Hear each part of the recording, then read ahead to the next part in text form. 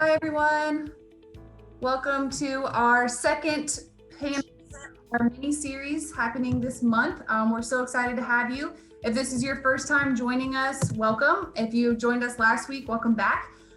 So we are super excited to have you join us tonight. We have a wonderful group of alumni panelists who have joined us tonight to talk about development from their lens, working in the workforce right now in a remote capacity. And they want to provide their insights to you all to help you in that transition once you accept that job offer or the internship and what that looks like moving forward. So we're so grateful to have our panelists. Just a few housekeeping. Please keep your camera on. We would love to see your faces. We have a smaller group tonight, so the more engagement, the better. We'd again love to see the reactions face to face. It's great. Also, we have the chat feature functioning, so if you have questions for our panelists, don't hesitate to submit a question there. And other than that, I will turn it over to Becca and we'll get started.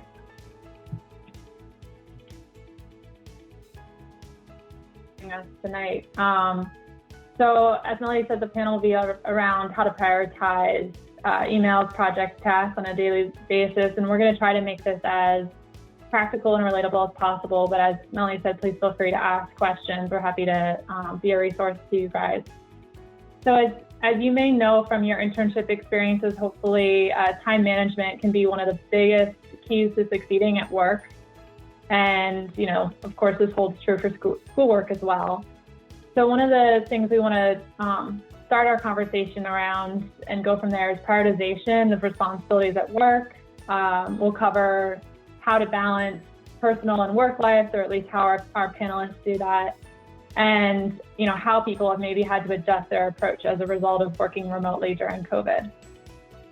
So before we begin, why don't you pause and kind of ask everyone to introduce themselves. The panelists, I will begin. Becca Gilday. I graduated from William & Mary in 2012 from the Mason School and have been with Ernst & Young since for the last 8 years. The time has flown by. I also did the executive MBA program at Wharton School of Business, finishing last year with full sponsorship from Ernst & Young for that program. So happy to talk to folks down the road about that or full-time MBA consideration. And I currently have worked for the last 6 years now in our treasury and liquidity consulting service practice. So happy to speak to anyone who might be interested in that space as well. Maybe passing it over to Anoop. Great, thanks Becca, and thanks everyone for being here today. I understood some of you just took an exam, so great work on that. My name is Anoop Sandhu. I graduated from the college class of 2015. I was an accounting and finance student. I also minored in history. I've been with the firm for 5 years now. I'm a manager in our enterprise risk transformation practice, where we do a lot of work with folks from different competencies. So with individuals like Becca from a liquidity standpoint, as well as others from a capital management, credit risk standpoint, as well as overarching enterprise risk function. So I'm happy to get into that detail, but I know our focus for today is prioritization and time management, which is critical and key.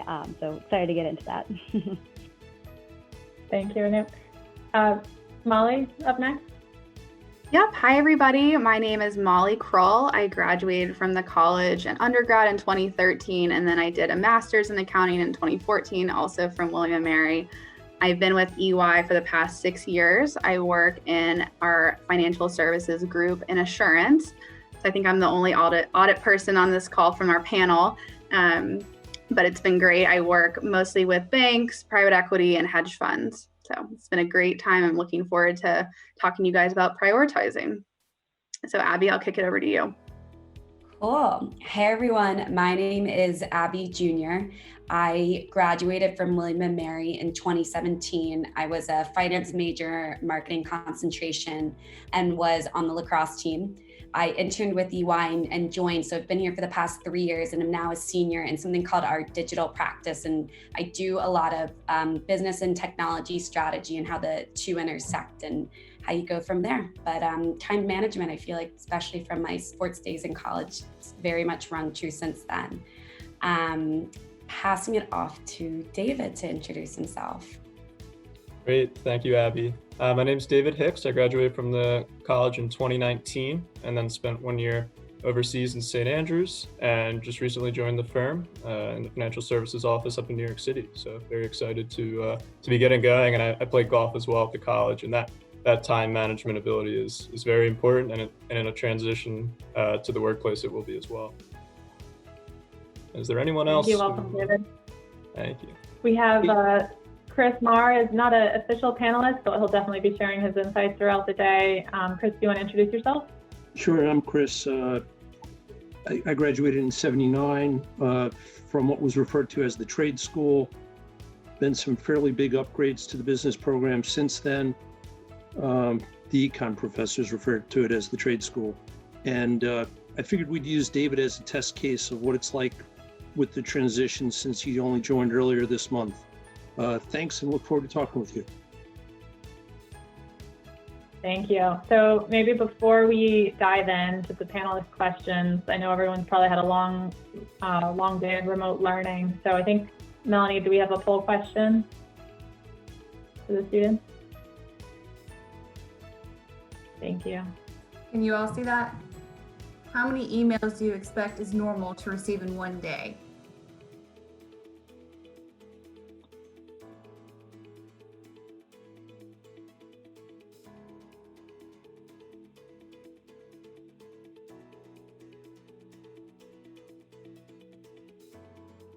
I think the majority of the students have voted, so I will end the poll so you can see our results. So it looks like I guess it's split between 30 to 50 and 100 to 150. So I think this would be great, Becca, for you to talk about that. Absolutely. I'm sure we all have a range on this call. I'd be interested to get all the panelists' perspectives. I cover 3 accounts at this point, and then a few different business development activities. So I'm probably, if I had to estimate, definitely north of 100 in a day. Probably north of, actually north of 250 really. But it kind of depends on the day. Definitely lighter on Fridays, kind of by design. I try to keep that for focused work and catch up time. What about anyone else feel differently?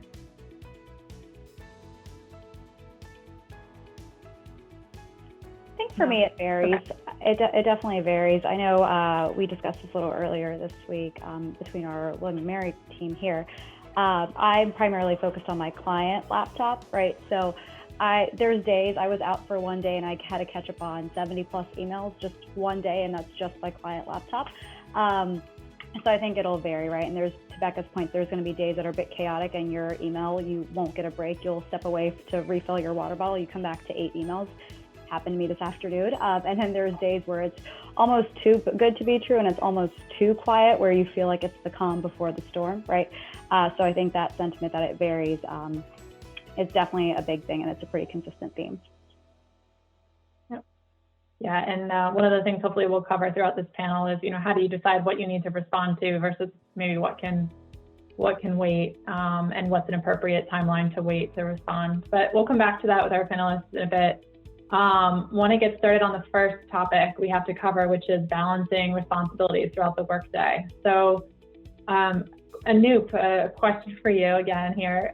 So when beginning a day, how do you set yourself up to make sure that you complete the things you have to get done, including both personal and professional obligations, and how has that maybe changed since COVID?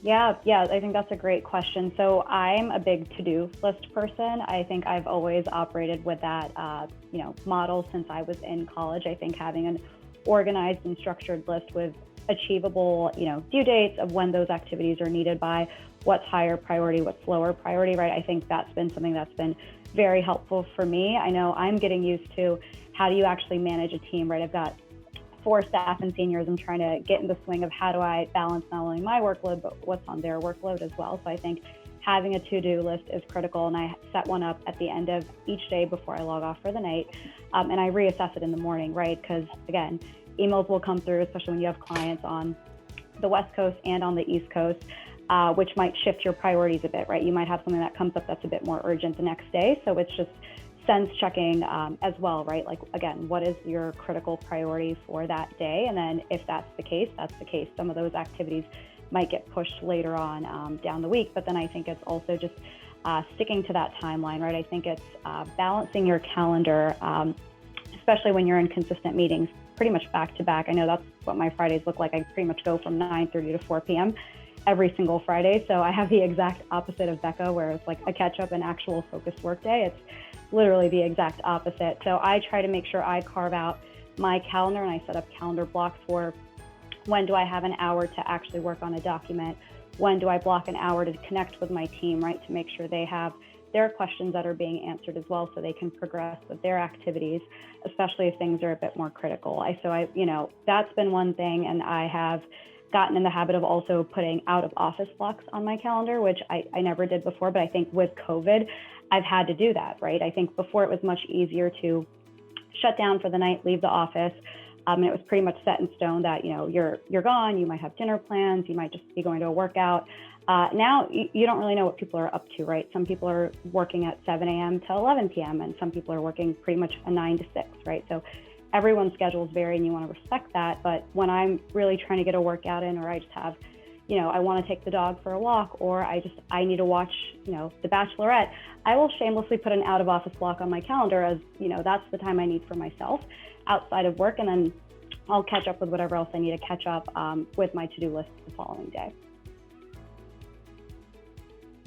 Yeah, I think that calendar blocking is one of the things, when thinking about how things have changed with COVID. We always used to analyze our calendar maybe the night before and look at what was coming up the next day and make sure we had materials ready and we kind of knew who needed to be in what meeting, etc. But it's become even more important now that people don't see you and don't see when you're busy and when you're available, to kind of think ahead and make sure you have time in between meetings to progress things or communicate with people as they need to take things and run with them. I guess Molly, being our token assurance representative, is it any different for you, or would you, how would you answer this question? Yeah, I think a lot of it is actually pretty similar. I'm a big list person as well. I think that's probably something that I feel like maybe a lot of William & Mary students are probably list makers. But there have been a couple of things that I've done a little bit differently because of COVID, transitioning. So, the first thing is, for me, from a personal perspective, I really have been prioritizing working out. I actually played volleyball at William & Mary. So again, kind of having that regimen of, I was used to working out for like 3 or 4 hours every day in college, and then transitioning into work has been something that's kind of just stuck with me. And so now with COVID, I used to wake up at like 5:30, work out, and then go to the office, like shower and go to the office. And now it's really allowed me to build my schedule when I have open pockets of time, which has been really nice, because I can, do a 30-minute workout, take a call, and then get ready. I'm not having to kind of structure my day the same way every day, which I really like. So that's been really good. And again, blocking the calendars is key. If I can find any 20-minute, 30-minute block where I can just, do a quick workout or do a Peloton, like that's solid for me, which has been great. It's very efficient too. The second thing, like Anoop had mentioned also, I've been making my to-do list, pretty much I spend 10 to 15 minutes every night and I go through what I had on my to-do list. I check off, anything I completed. Hopefully there are a couple of things I can check off. I go through and I reprioritize for the next day. And so I use kind of the ABC method of prioritizing. So A is, most urgent, B is moderate, C is low. And so I try to check off one A task a day. That doesn't always happen, but I try to. And I try not to check off too many low-hanging fruit or C tasks during the day, because then you get left with all of the A tasks, and then that just is no fun. So trying to balance out, what priority I'm taking off my to-do list, and then what's doing that at night has allowed me to, one, when I leave my room, my office here, and I walk out the door to my living room, I'm not thinking about work as much. I said, okay, I've got a good game plan for tomorrow. It could all, something could come up and it might not go to plan, which, does happen, but at least I know that I've got a way to figure it out and I can get it done. So that's something that just the 10 to 15 minutes of investment that I've been making now has paid off so much. I can sleep easier. I'm not thinking of my to-do list in my head, I just write it down. I'm old school. I do hard copy, take that pen and scratch it off. So. Yeah, I was going to ask absolutely. And I think, Becca, if we could just for a second. So you're old school, you write it down. How many of our group write it down or use, their phone or whatever? I actually use index cards. And the reason why I use index cards is I want a short list. I don't want a long list. I want a really short list.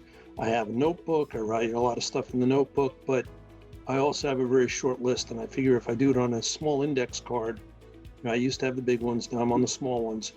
I'll only do what's really important instead of getting distracted by all the noise.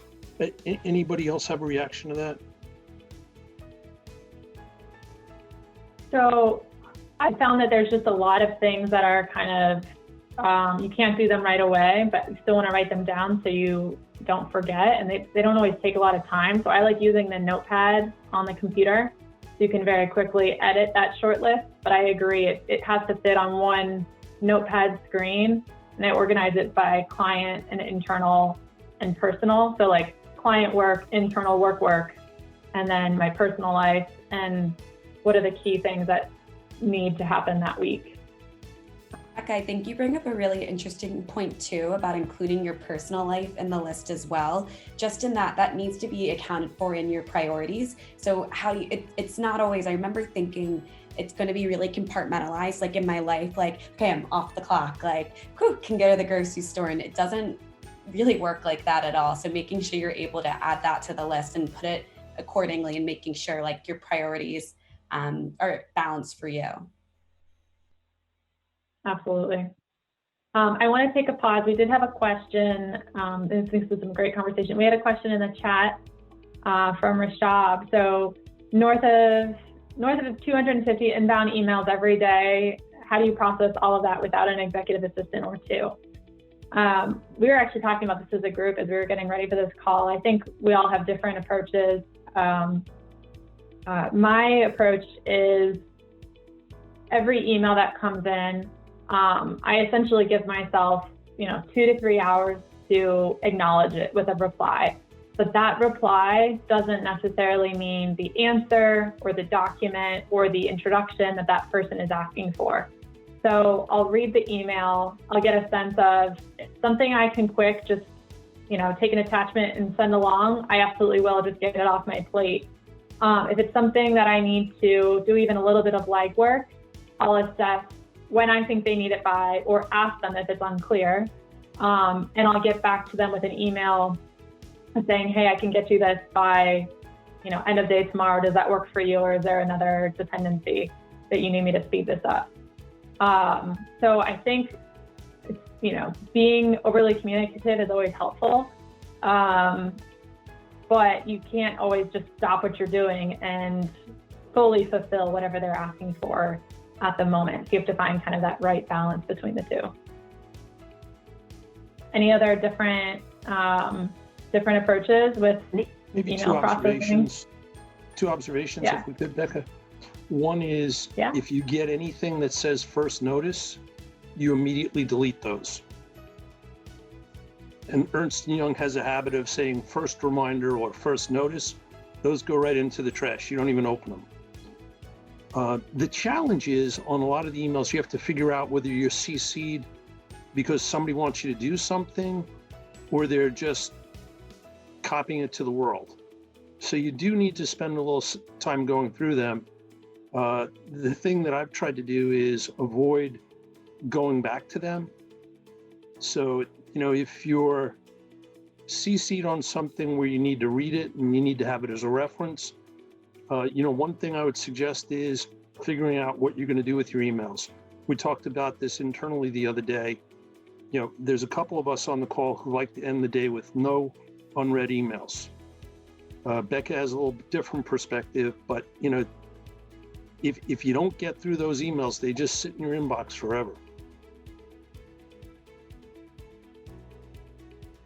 Yes, exactly. So what do you do? I mean, we all have different systems. So if it's you read it, you acknowledge. I'll play out my example a little bit more. You read it, acknowledge, like, I can get back to you by end of day tomorrow. Does that work for you? Then if it's something where I owe someone, I'll add it on my notepad notes, but then I flag it so that I can more quickly visually see as I'm going back looking for that email. Some people use folders to sort things. I think that just takes more time, but that's my own personal view. Anoop, Abby, Molly, anything different? David? Very similar. I'm a big flagger. There's a reason why, especially a lot of our EY friends here, I get back to you a week later. It's not because I don't want to, it's just because I'm getting bombarded with client emails on my client laptop. But I tried the sorting by folders, and I spent more time organizing and categorizing folders than I did actually just replying to the emails from what I found. But I know everyone has different preferences and styles there. Yeah, jumping in there with real quick with starting off, I think it's really important, especially because the volume of emails I'm seeing is lower in the beginning, to definitely give each one your individual attention. It may be something that's administratively important, or it may be someone from William & Mary or within your EY network that you really want to connect with. And I found that flagging things is great at the end of the day. I'll make sure to do a run through, and same thing in the morning. That way I'm trying to be very diligent and getting off on the right foot, especially when you're meeting a lot of new people in the firm. No, I think you make a great point, David, understanding kind of the context. Some of these things are going to be new, like enrolling in a benefits program. That's an email you don't want to miss, and you don't want to miss the details of. They're very strict on the deadlines, but we have a lot of great benefits. And so that's an area you want to really take your time, versus other emails you might just be, getting kind of an informational, here's the latest on what we're doing from the CEO. And it's interesting, but maybe you can spend 3 minutes skimming it and move forward.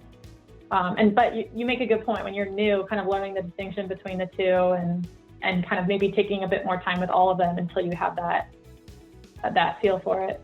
I want to ask, following up on your point, David, around kind of being a new joiner, I was hoping maybe we could circle back with you and talk a little bit about what your day-to-day looks like. We heard from Anoop and Molly around blocking calendars, taking separation between work and home.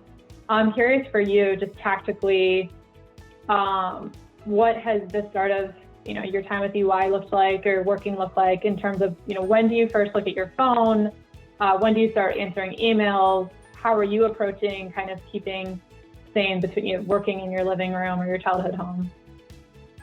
No, it's all adjustments, and I try to stick to a pretty regimented schedule. It's kind of what I knew, with golf or with school at William & Mary, and then transitioning. So I'll get up around, it could be anywhere, depending on the day, 6:30, 7:30 in the morning, check my personal email, check any social media, anything that might be a bit more distracting. And then when I make that transition, I always try and kind of get dressed in business casual, make my way downstairs, and then switch gears. So then I'll be checking my email with EY. I'll be, taking a look at Teams. Is there anything important I need to address first thing? Maybe reading the news, anything applicable to the service line. And then once I step into the childhood playroom here, which is, it's unique, but it's my dedicated workspace. So when I step in here, I really do try to set the phone aside and lock into what's going on the laptop. And then no, I'm going to take a break in a couple hours, and I can disconnect for a few minutes. I'll have my phone, do what I need to do, but still be in touch with anything important that could pop up, because Outlook and Teams, are populating on my phone. So it's a balance, and I think the structure, especially in the beginning, is nice. That way you have something to adhere to, and you have something to plan for. Yeah, I think those are it's a great approach. I think it's been an adjustment for everyone, and depending on your environment where you are working from home, it's different, but it's important for all of us to be mindful about it. I guess moving forward slightly, still on logistics of time management. There was a question that we wanted to discuss around saying no. How do you say no? Can you say no? Is there a right way to do it? And I'll throw a bit of a curveball here. Chris wanted me to ask myself this question. The reason for it is in my early days with EY, and sometimes still, I was notoriously bad at saying no and turning down asks. I think when you're junior, you want to just soak in as much as you can, and that's a great thing. But there becomes a point where there's a diminishing return, and you're stretched too thin, right? And no one really understands the full scope of what you have on your plate, because especially in consulting, we don't have one boss. You have client work, and then you have what we call business development work. It might be proposals, trainings, other go-to-market material, except this type of event. So it's on us to balance it. And if you take on too much, you can, ultimately either A, burn yourself out, or B, not do as great of a job on any one thing that you've committed to. So it's really important to say no. I think as a senior, I had a senior manager once say, you're never going to get promoted to manager until you learn how to say no. And that just knocked my socks off, because it was her that I was always saying yes to. She was the one giving me 10 million business development things to support her on outside of our client work together. So there is a right way to say no. I think from my advice on it is, from a client standpoint, especially in your first 3 to 4 years, you don't have a ton of say in terms of what you work on. It is good to articulate where your interests are, and if you work hard, the people that you're working for generally do a good job of taking those interests into account and helping to staff you on your next project as it relates to those interests. I think where saying no becomes more relevant is on that other business development BD work. So as I said, there's so many ways to get involved with either sharing EY's point of view, or whatever your company's point of view is in the market, writing publications, doing team trainings, social committees, whatever it may be, and you're going to get asked to support most likely in these supplemental activities. And my advice to people is always only say yes if we ask, support one or both of these, constraints or requirements. So the first is, you're doing it because you're doing it with someone that you want to build a relationship with, or you're doing it because it's a topic that you don't have any experience with, but you want to get exposure to. And it would help you to kind of take on a new project or take on a new role by having that other supplemental experience. If it doesn't meet one of those two requirements, you should 100% say no. And hopefully you can find things that meet both of those two requirements, ideally. And how you say no is just as simple as, articulating what else is on your plate. Here are the things that I'm prioritizing. Really appreciate you reaching out. But I think, I'm fully tied up on bandwidth right now and need to focus on the commitments that I've already made. Anything to add from Chris or others? Yeah, maybe the thing to add here is, for most of you, the way I would sort of structure this is, when you start your career, you're not going to have just one supervisor. You'll probably be an analyst, or you'll be in a pool, or you'll be with a group, and you'll have multiple people coming to you asking you to do things. So, in our context, we've got people reaching out to us all day long at all different levels. It's really important to be transparent and say, I have a deadline. I can talk to you tomorrow. I have a deadline. I'll get it to you next week. It's really that you're going to be in the same position. I rest assured, any job you go to, you're going to have multiple demands, and how you articulate what you're doing with transparency, not saying I have too much work, but I have other priorities. Maybe I can do this next week or tomorrow or the next day, but you just got to figure out how to deal with that issue when it arises.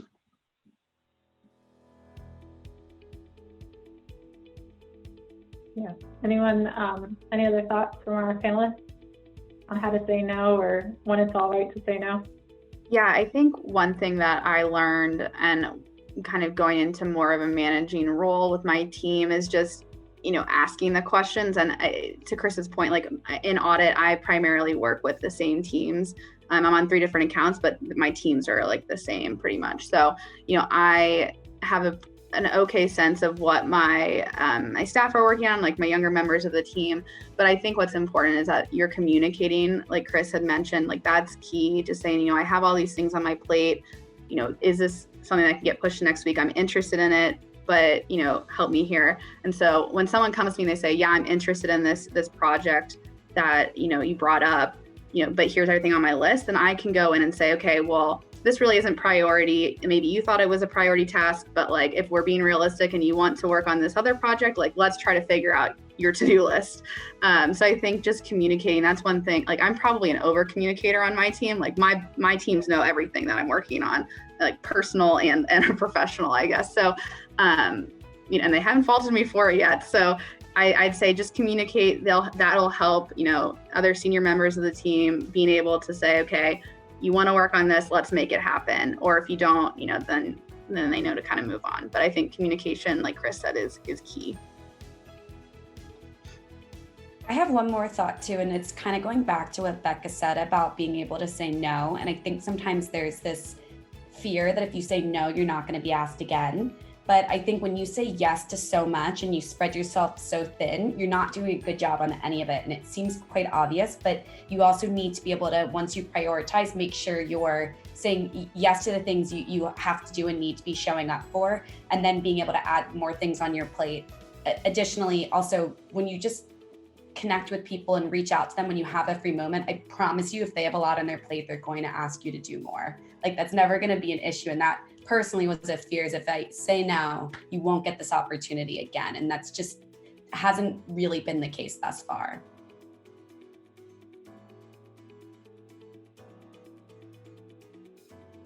I think the alternative to this, and I know this wasn't really the goal of the question, and this is maybe why Chris wanted me to do it, but I think alternatively, don't be afraid to say yes to things that scare you. So, there have been a few opportunities, like 1 or 2 opportunities over the years that I didn't, I was approached to do. And I was like, well, that's completely out of my wheelhouse.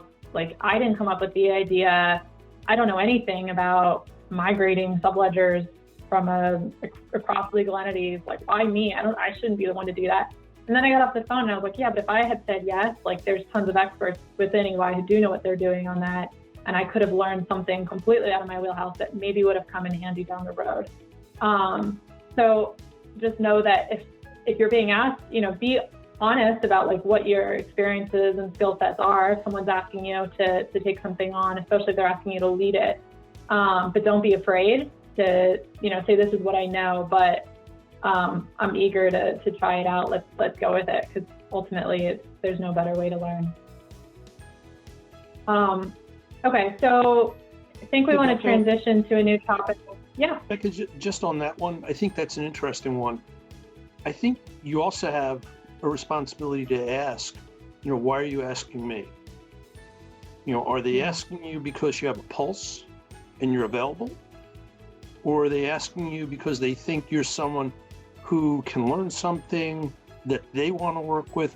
I don't think it's an unfair question, right? Yeah. You should be able to ask them, because in that instance, I've been in the same boat. I went to a meeting many years ago.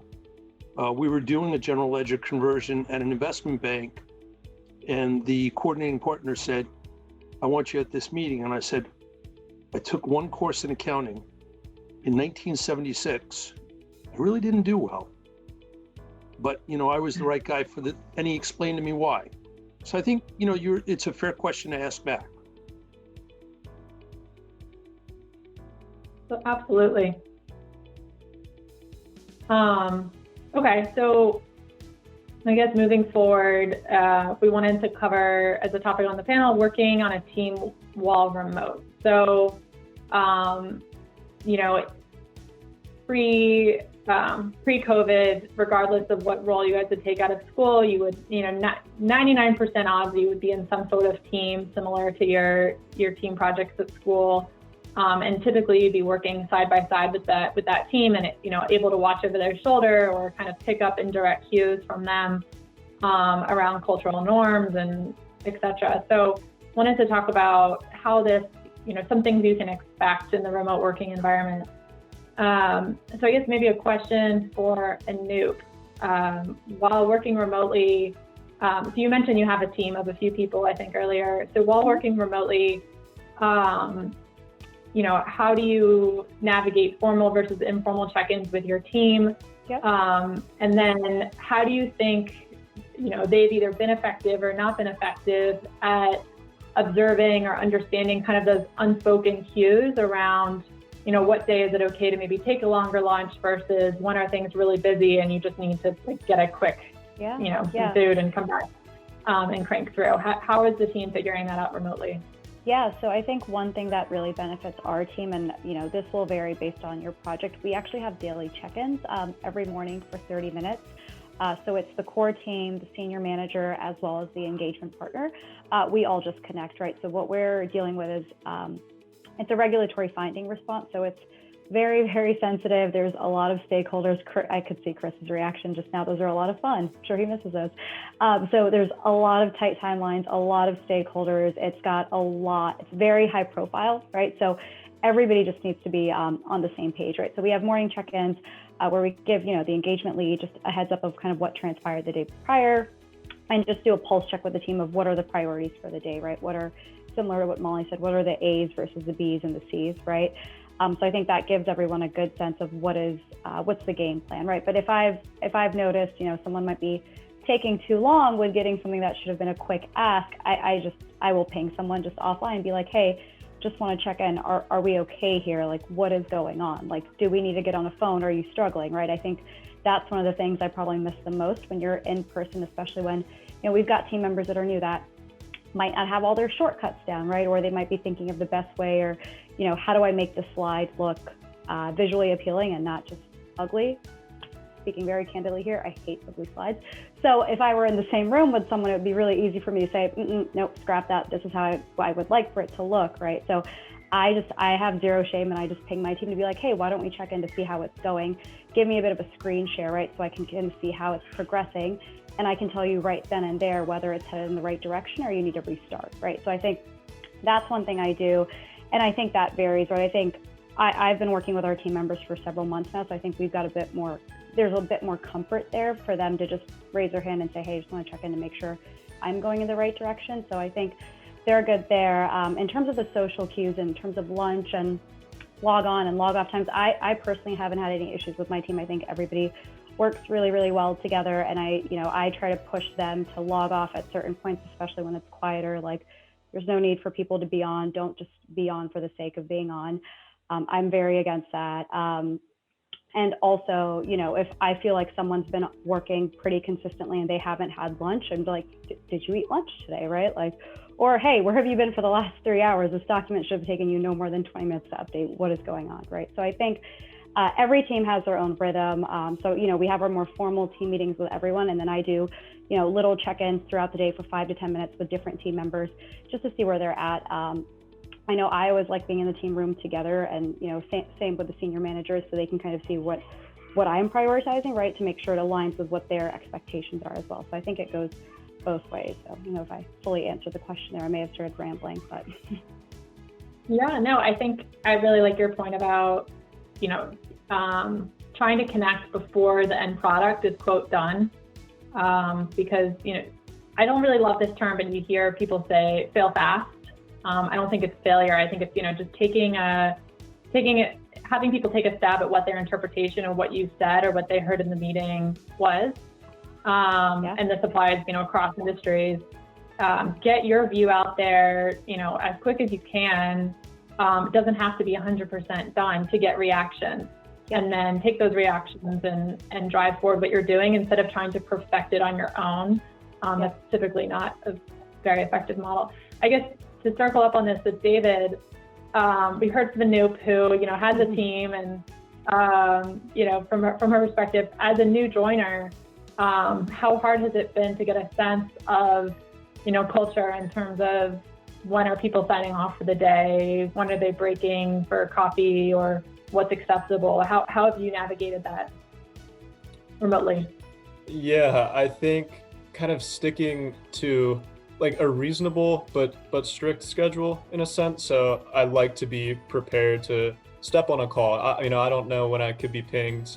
Anytime between roughly 8 to 6, but I'll take breaks in there, and that's understood. But just adhering to reasonable norms, and then knowing, okay, I might need to push lunch back. I want to meet someone who's working at the firm from maybe William & Mary, or my counselor needs to jump on a call and go through something that may be administrative. So that's kind of how I've approached it, and it is, I think, much better than you may think. Oh, I'm going to be working from home. This is so new. It's really new for everyone. And so that part's been great. And everyone I've spoken with has kind of told me a little bit about those, cues. Hey, it's okay. Like, you can go, take a 10-minute break and have a coffee. You can step away. And if someone, messages you, you'll see it on your phone, or you can hop back in and get back to them a few minutes later. So once you step in, there's definitely a network in place around you where those cues will become, accustomed to you, and you won't feel as awkward. I know with the onboarding process, those things were discussed pretty forward. Yeah, if I could just jump in and add one more thing on that note, I think setting up expectation conversations with your teams are critical. I think that's something that I got in the habit of as, a new joiner at the firm. Whichever senior or manager I'll be working with on a daily basis, just have a conversation with them at the start of an engagement, right? Say, hey, I just want to understand how this team operates. Are you guys a 9 to 5? Are you an 8 to 8? What is the rhythm here, right? Because I think that's also something. Every engagement's going to be different, right? Every culture of the team is going to be very different as well. And I think that comes from, I don't like to use this phrase, but it's the tone from the top, right? So if you've got, engagement leadership and senior management leadership that's big about life outside of work while also doing good work, right? You might have some partners that are on at like 7 a.m. sending emails. So I think it varies. I think having a really open dialogue with your teams, obviously at the appropriate levels, before you really get into the swing of your work style is really important, and it establishes good boundaries sooner rather than later. That's a great point, and that will be that'll be true kind of regardless of whether or not we're still in a remote working environment when when you all join the workforce. I think regardless of industry, when we're all in person, we would do something similar and get a feel for when you start working with a new manager or a new team to kind of have that expectation setting conversation. Like anything, it's probably there's an increased need for that communication now that people are remote, but I would take that piece of advice and say that it's consistent in any sort of working environment. Okay, so maybe moving forward, a question to Molly. You've done a lot of different, projects and clients and whatnot throughout your years in insurance. I'm sure you've, worked in different types of different types of clients that require different skill sets. So when is it appropriate to ask for help? And how have you navigated doing that effectively throughout your years? And who do you know how to ask help from? Yeah, this is a really good question. I think coming in as maybe like a new hire, I'm sure, David, you probably feel this way. It's a little bit of a tricky balance trying to figure out, okay, when do I ask the question? Because I feel like I might be bugging my coworkers, like they're on Zoom meetings all day, I'm on Zoom meetings all day. But you also need to get the work done, right? So it's kind of balancing, okay, at what point do I need to ask this question? And so, going through this process for, 6-7 years, like I tell everyone I work with, like, ask me a question, do not be afraid. Like, I want you to be asking any question you have. There's definitely, time and a place for it, but don't be afraid to ask the questions. So some tips that I've used and also kind of given some of my peers or new hires is that when you're getting a task explained to you, try to ask clarifying questions along the way. I know sometimes for me, it was always really hard coming in when someone was explaining a task. I could not think of a question. I was like, this all just is like a foreign language to me. I just need to write it down and then I will figure it out when I get back to my desk. Looking back at it, I would look back at my notes and I'd be like, I don't know what this means either. I need to go back and ask the question. So I think, asking those questions along the way whenever someone's explaining a task to you is really helpful. Taking good notes, which sometimes can be hard when you first start. I always love it when I see a new hire with a notepad, or, I guess now people take notes on their computers, whatever way works for you, just taking the notes down. Even if it's an acronym that you might not know what it means, just write it down and I'm sure you will figure it out. You can ask the questions, but just kind of writing everything down that you can. And then what I would do at the end of kind of getting a task explained to me, and I do this more now because I now know a lot more than what I did 6 years ago, is I now try to explain the task or the goal of the task in a different way than what was explained to me. Because one, it shows my senior manager that I know what's going on. Obviously he'll correct me along the way, but I'm like, okay, at the end of the day, high level in plain English, is this what we're trying to do? And they're like, yes. I'm like, okay, now I feel confident going into my work and they feel confident in me. So I think that is key. And then of course, like if you don't repeat it back, the right way, or you missed a step, then they know to, what piece you didn't quite grasp. So I think that's super helpful. So I think that's kind of, when you're going through a task, I think, when you're actually going through and working on the task, I kind of bucket it into two. Is you've got a roadblock, which means you cannot complete the task without getting this question answered, or you've got a speed bump, which means, you can kind of jot it down and keep going. It's not stopping you from completing the work. So again, with the lists, key with the list here. So normally when I first started, I would keep a list of all of my speed bump questions. And if I hit a roadblock, I was like, okay, now I need to raise my hand because I'm at a stopping point.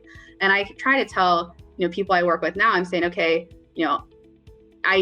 I can give you more time in a few minutes, but is it a roadblock? Are you stopped? And then at that point, I'll jump on the phone with them immediately because I don't want them to sit there and waste time.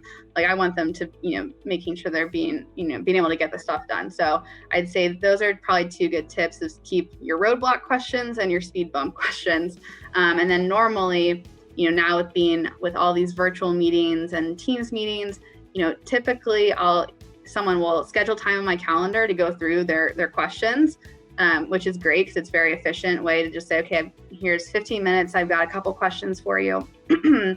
So that's one way that teams have been doing it with me. Or, at the end of a meeting that's already scheduled, a lot of them, people will block 30 minutes or an hour and only be a 20-minute meeting or 45 minutes. So then they'll say, okay, hey, can you hang back for these 15? Let me just answer some of these questions. So, and that's kind of how we've been balancing it now in this remote world. But I would say, coming in, whatever job you're working in, it's important to ask the questions because that's how you get the task done in the right way, in a quality way.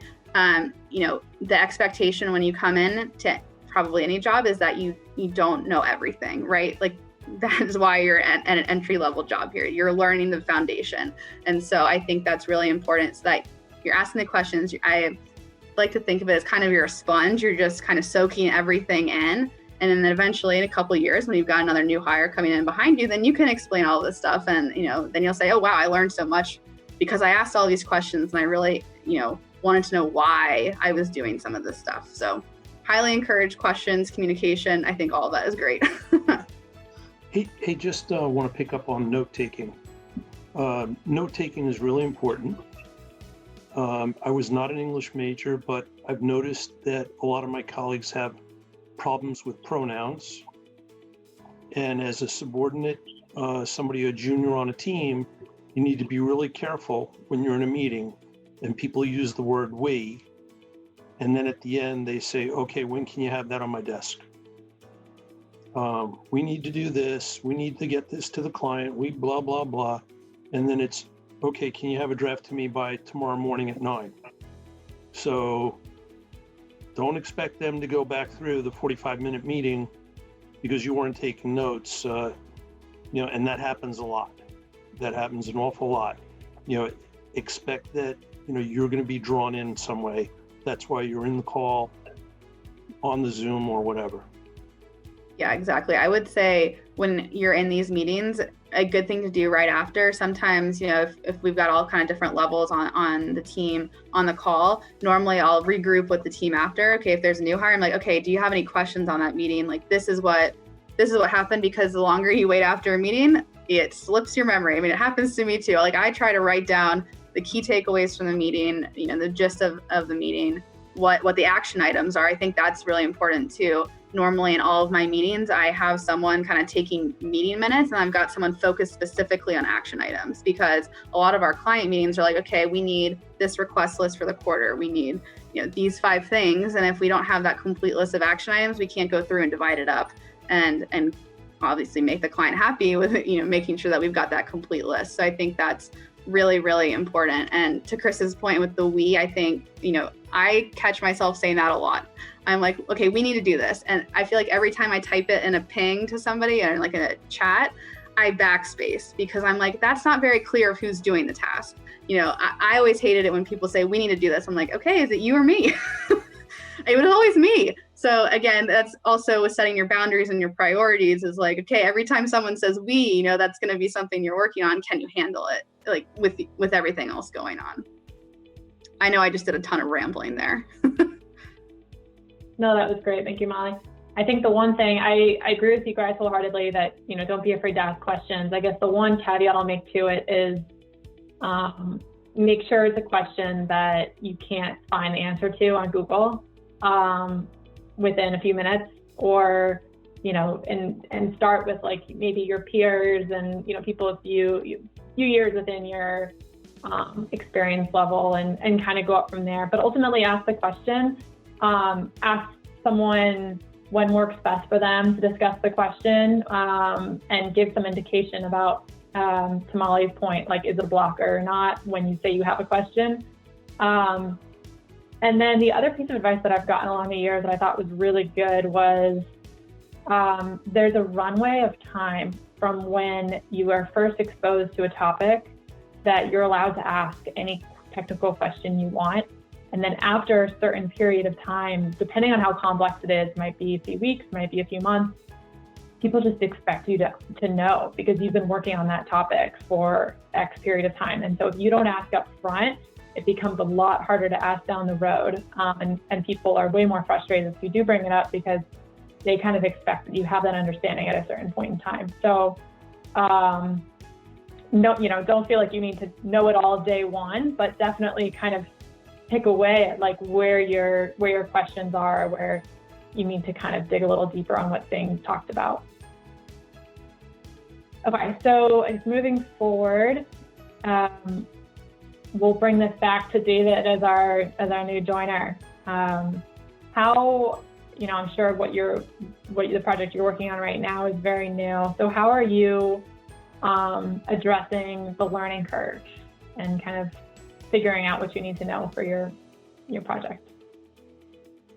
Yeah, so I think in the general sense, and I know you touched on it a bit, just showing initiative, especially you're getting a lot of things thrown at you and maybe acronyms that you don't know. Before asking a lot of questions, just using the resources available to you. I know personally with Discover and some other things at the firm, I've been able to say, write down a phrase or an acronym, and I'll get an answer, and I'll be able to put the pieces together and then come back and maybe ask a clarifying question that's a little more important, and get a little bit more insight than I would have if I was starting from kind of the base knowledge that I have. And also another important thing is everyone, I agree, has been extremely receptive to any questions for the purpose of, I'd love to answer that now. That way I know you're moving forward much more quickly. And it's similar to the experience in college, where if you came to a professor and you had tried the problem, you had made a mistake, you asked them early on, it was okay to be wrong. But if you wait till the last minute, you have the exam, it's like, hey, I don't know how to do this. It's harder to help you in a lot of ways. So I think just being proactive and using the resources around you, because there's going to be a lot of them, and trying to sift through those before asking those questions.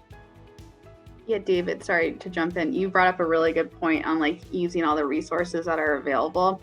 I think when someone comes to me and asks me a question, I love it when they say, hey, I looked at this resource, I looked at the accounting guidance, this is how I was interpreting it, but I'm still not understanding, kind of help me walk me through. So I think it's always helpful to show the person you're asking the question that you've done kind of your due diligence and you said, okay, I've looked at some of these things, I'm still not, understanding it, can you help me? And then I think also too, balancing how much time you're spending researching it versus finding maybe someone else at your company that maybe at the same level that might know the answer. I think that's something that I've also kind of struggled with over the past few years is like, okay, I have a ton of people that I know at the firm now. Like, I'm sure someone knows about this question or has experienced it before. So sometimes I can probably just get an answer from someone by pinging them on a different team at my level than going in some of the guidance, some of the technical accounting guidance that it just kind of goes over my head a little bit. Great points, guys. We have a few minutes left and we have a question in the chat, so I'm going to switch over to that. If you make a mistake in something that's about to be presented, how do you go about communicating that to your boss? Sooner rather than later. Bad news does not get better with age. Yeah, that's been my biggest. Yeah, it's been my biggest learning experience over the years is the second you identify something, like even if someone's going to be really upset, which normally people don't get really upset. They appreciate the honesty and if it was an honest mistake. But the second you notice it, bring it up. Maybe take a few minutes and try to figure out what happened and, raise a solution with the problem. But if that's going to take a long period of time, just bring up the problem because there may be a way that they're aware of to fix it in time. And it's much better to acknowledge the problem and acknowledge that it was a mistake than to deal with like the reputation damage of them finding out later that you knew about it and you tried to keep it from them. It completely destroys all trust with that person that you're working for. Yeah, I mean, if you compare it to turning in a paper, I would say if it's not up to standard, there's something wrong, I would just say, we're going to get it to you tomorrow. I wouldn't tell them the dog ate it. I wouldn't tell them, that your computer blew up. Nobody wants excuses. You're going to them and telling them that there's a problem. I don't know if anybody else has but less, people make mistakes. It's people business. It happens. Somebody loses a computer, it could be anything. Yeah, I think too, like putting it in perspective, sometimes I would freak out as in coming in. I didn't know what was a problem or what wasn't. So again, I would over communicate. I was like, okay, look, like we have $200 difference between this. And they're like, that's immaterial.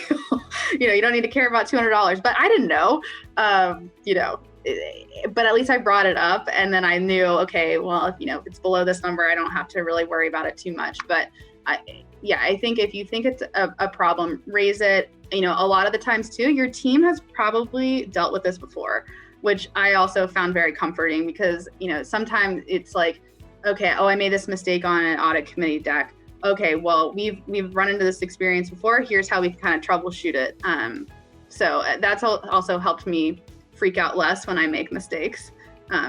Because I'm like, okay, someone's had to have dealt with this before. I'm not the first person that's had this problem before. So.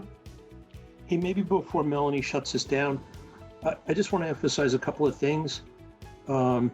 Managing your time, your day will change, your priorities will change, maybe hourly, but at least daily, which is going to feel a little bit different than college. You can't ignore emails. You got to address them. So figuring that out early is going to be really important.